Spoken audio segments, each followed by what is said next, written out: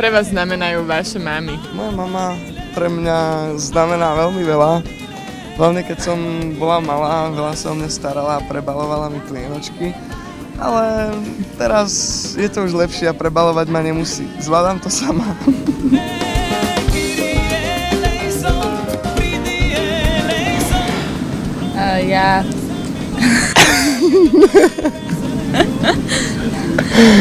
Ja svoju maminku veľmi ľúbim a dneska tu žiaľ Bohu nebude, ale tak ju pozdravím aspoň cez televíznu obrazovku a pošlem jej poštou kvetinku.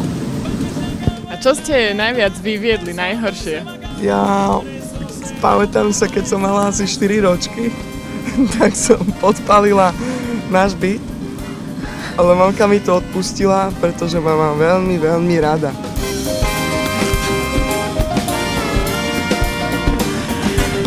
Ja keď som bol malý, tak som sa pokakal v strede námestia, ale mamka mi to odpustila, pretože ma má veľmi rada.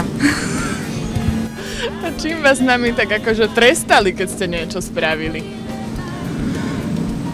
No, moja mamka ma zvykla byť metlou, takou veľkou, čarodejnickou.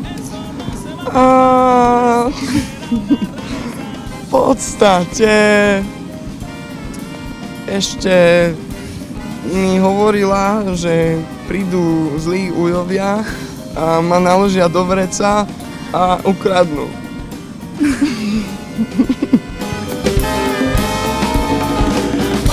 Moja mamka ma trestala hrubou silou.